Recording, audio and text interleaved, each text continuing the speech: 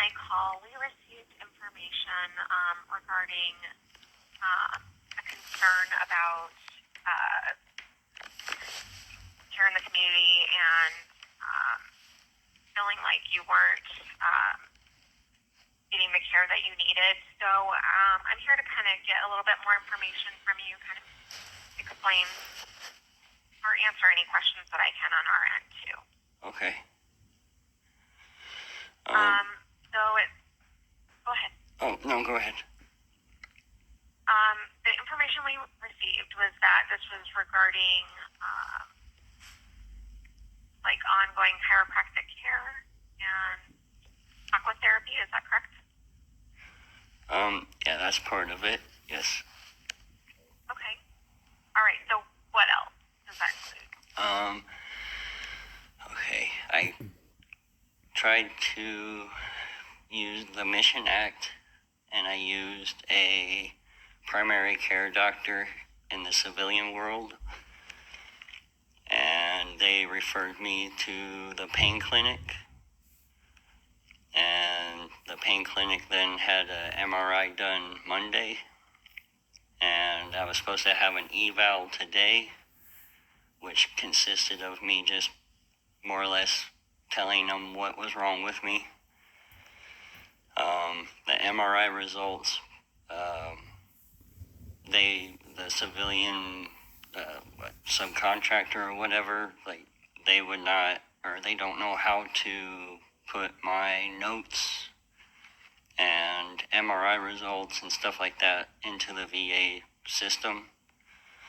So when I called in for care in the community to assist me, they said that I don't have a primary care doctor, but it needs to be from a primary care doctor to get it's so confusing. I don't know what to do. So today I asked to switch back to a VA primary care doctor. Okay. So just you felt like it was very difficult to kind of manage that with a primary care provider from the community. And I do get that. I think that's one of the benefits of having a VA provider, primary care provider, is they do understand a lot of that, the system, and they can kind of certainly navigate a lot of that themselves, whereas a community provider, they have to submit requests for additional services that has to be reviewed. It does take time. Right. So, yeah, I get that. I'm sorry that was kind of that you felt like you had to go that route, but sometimes that there is a benefit to having that VA primary care provider. Right. So, I'm trying to look here. So as far as the chiropractic care, it looks like you did kind of get an appointment internally. Right, through and Whole some Health. of that is just kind of that. Oh, go ahead. Through Whole Health. Okay, yes, yep. And so with the care in the community, a lot of times there's very specific criteria for drive time, for if the VA can see you timely, if they offer that service. All those factors kind of come into play when you're talking about eligibility for the community. Yeah. I know you said you kind of looked up some stuff on the Mission Act and the eligibility. Does that make sense with kind of some of what you've already been reading?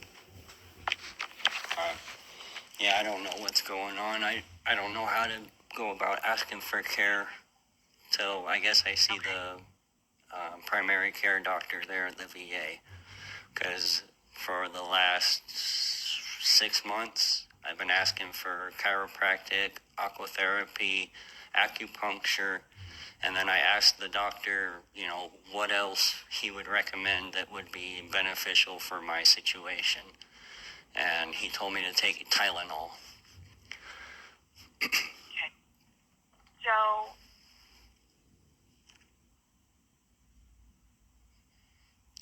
and I'm not clinical, but I have heard, like, when you're talking about all those different types of things, like VA really likes to look at trying one thing, see if that's working, if it's helping,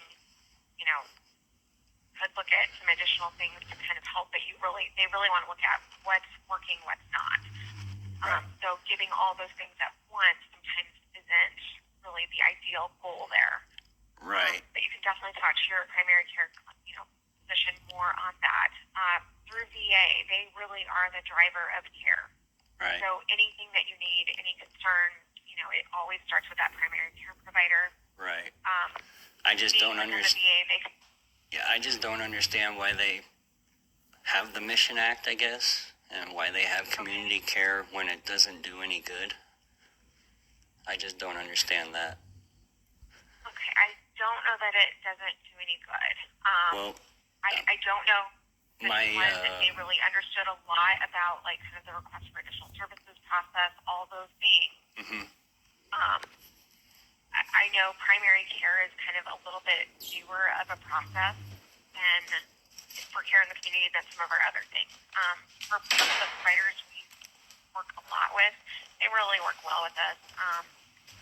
As far as getting records back, you asked kind of along those lines. That's something where if we're kind of setting up that care for the care in the community, we are the ones who are setting up that first initial appointment. And we request records from that provider from that first appointment. And then any ongoing requests we ask for, or ongoing care, we ask that they submit records to VA. So we have a fax line that they can get that to us. There's a few different ways that they can get information out to us. But essentially, if we've requested the care, we want those records back so that way if you're moving to the VA, they have the information on what we've sent you out in the community for. So there are those pieces as well, and that's really kind of to try and connect everything so that if your VA physician is looking at that, they're not only getting a clear picture of what's happening within the VA, but also where we're sending you on the community side. So I would say maybe there's definitely some very specific things that are happening in your case, but I would say across the board, there's a lot of things that work really well with here in the community. Yeah. So, not to my experience, because I went to the care in the community primary care doctor, and I guess he put notes into a file, but it never got transferred over to the VA. So when I go to my healthy vet, there's nothing there. So, and then he screwed up on notes where he put physical therapy instead of aquatherapy, and then let's see, what was the other thing? Anyway, there was 3 strikes on him, so I switched to a different doctor. The first appointment sounded really good. Second, I went in there, I asked him, some questions. He's like, I don't know what to do. And then I left a message with him to figure out, what kind of a pain medication I could get from him. And took 2 weeks before I got any kind of reply. So it kind of, I was having, what did they call it, acute pain. I was hurting really bad that day, so I needed something, preferably within the next 24 hours to help me. But it took 2 weeks to get back to me. And it's just been ongoing like that. And then with the aquatherapy, I went in, they put in the RFAS to get me more care, and that took 2 months before I could get 6 more sessions. I used 5 of them, and then on the 6th one, I had to do an eval for another RFAS, which got denied. So then I'm supposed to go back to my primary care doctor, which was Dr. Fry, and he said that he can't do anything, or their office can't do anything. They can't recommend anymore because the VA physical therapy denied it all. So then I had to go in today to do an eval, which I could have done over the phone, because all she did was sat there and asked me, what is your problems? And I told her my back issues and stuff. And she's like, okay, well, I'll put in for a care in the community to see if you can get 6 more or 12 more sessions. Right, and it's some of that is the driver of all of this is within the VA. So here in the community, we don't make those decisions as far as, we're going to allow this or not. That's ultimately up to the VA physical therapy department. And there are times where they want you to reevaluate or really look at, okay, is this, they want to kind of make sure that this makes sense or that the records back are making sense as far as progress. But they've probably explained a little bit more on their process with that, but that's kind of why that is the way that is. Yeah, they told me that I was supposed to learn the routine and then do it at home in my pool at home, which I don't have. Right. Yeah. I know, and I mean, some of it is just they're looking at is there benefit, are things improving? Right. Yeah, they didn't even look at my X-rays. They didn't look at an MRI. They didn't look at anything. They just asked me. Like, they didn't tell me to bend over, lift a leg, stretch this way, twist that way. They didn't do any testing. All they did was ask me, "What is your problems?" Okay. No, but those are kind of essentially the things that drive that is kind of the eligibility as far as the VA provides a service, can the VA see you timely? Is this, right. And again, these are kind of determined by the service line. So in this case, physical therapy. Right. They have to kind of review that and make sure that all those things fit before they would, say this person does or does not meet criteria for that. Right. It's just that I've gone through 3 different evaluations. One through the primary care doctor in the civilian world, the aquatherapy, and now VA physical therapy. I've gone through 3 different evaluations, and what they learned from those evaluations, I could have done over the phone, or the Hastings physical therapy could have told them, or the primary care doctor could have told them. I mean, it seemed like a waste of time. Okay. Because they already knew that information. And with the primary care, right? And with primary care, I mean, again, they can kind of review it and say, yeah, this looks like this may be what you need. But ultimately, they're just kind of directing that care. So even if they're doing kind of an evaluation on their end, I get what you're saying, but yeah, because I'm like playing my own doctor. I mean, yeah, but everyone does have to be. We have to kind of have some responsibility for what's going on with us, who we're asking, that we're asking the right questions. But see, when I go to request for like chiropractic and aquatherapy, they won't take my word for it. But then when I went to the eval, they had to take my word for it. So it just doesn't make any whole lot of sense to me. Okay. So that piece of it, I can't answer. But it sounds like you feel like it's frustrating when you're working with the community provider as far as communication with the VA. Right. Yeah. Okay. Yeah. Okay. And with that, it's a little tricky. VA is a medical center itself, and when we're sending out for community, I mean, we work with provider groups all across Nebraska, Western Iowa, into Kansas. So there's a lot out there. And again, some of it is there's education that's out there, but whether they've had a lot of staffing changes or things like that, sometimes that can get iffy. So it also helps if you kind of have an idea of what that process is too. But the main thing for us as far as kind of that communication piece, if ongoing care is needed, if they need to refer you somewhere, is that request for additional services form. That is key. If they're sending that in with records that kind of state, hey, this is what this doctor has determined, this is what they're recommending, that can be so helpful. And again, it's not a guarantee that you would even go back to the community. If the VA can handle that care, that may be where that they're set up. Yeah. So it really kind of depends. But that is the way that they can communicate that need for us. As long as we get that, that is really huge. So, even if you're kind of talking to someone and they're saying, hey, I recommended this, have you done this, say, well, have you submitted a request for additional services? Or you can even just say, hey, I know that you need to do this. Are you aware of this? So right, I've done that. Okay, perfect. But then they got denied, and then that's why I had to go get the eval. Right, and it's not necessarily a guarantee that care is going to be approved. There may be some additional things that need to happen, and that is kind of beyond our control. Right. What we do want to see is that communication piece happening with our community providers. We want to make sure that if ongoing or additional care is needed, they are reaching out to us. Does that make sense? I mean, do you understand where I was coming from when I said the Mission Act is pretty much useless? Because when I use the Mission Act and use civilian care, it does no good because I have to end up going to the VA anyway. So, like, my doctor told me back in 2015, I think it was, 2016, somewhere around there, that I'm not supposed to be driving because of my muscle spasms and the weakness in my legs and stuff. So when I moved back in April, I moved to Hastings so I could be closer to, primary care and medical facilities and stuff. And everybody told me, yeah, that'd be fine. You can use the Mission Act.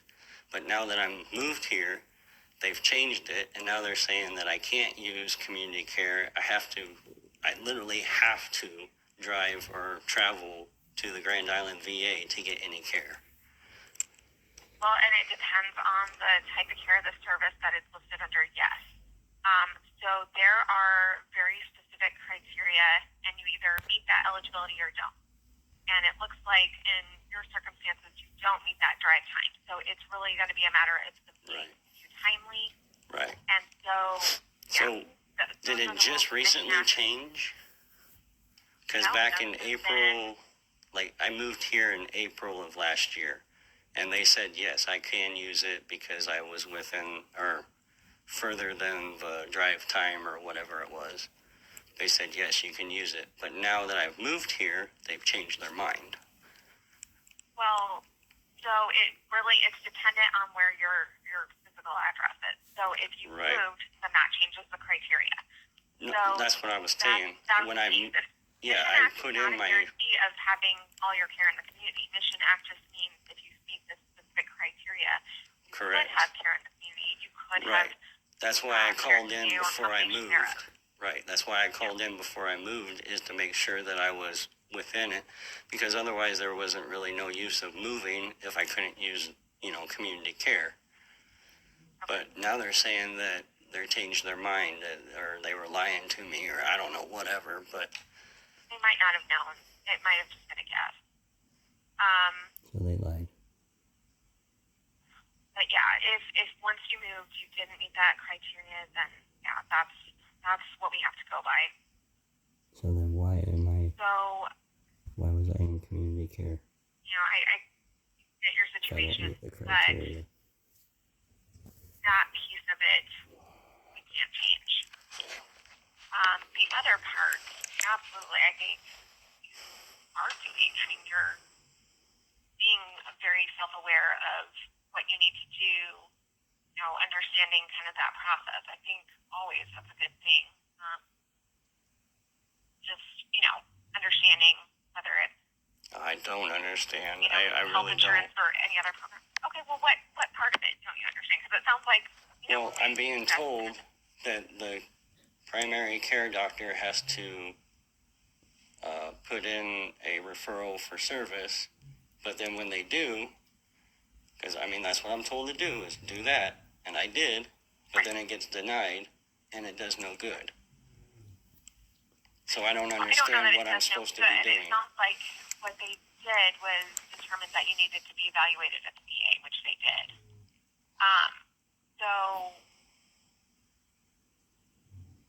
And if they've determined that they're going to send you out to the community, then it sounds like that is doing good. They're recommending additional or ongoing care.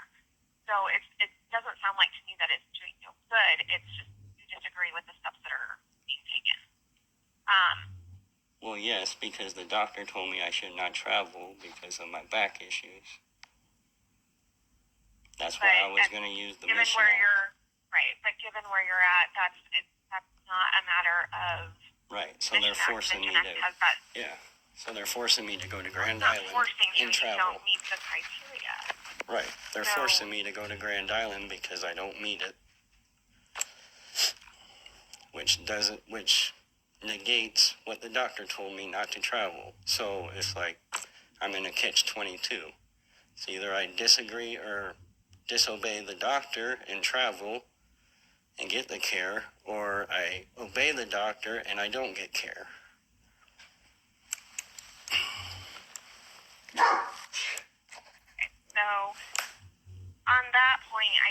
I can't, I mean, we have no control over the Mission Act. That's already determined by a much higher level than us.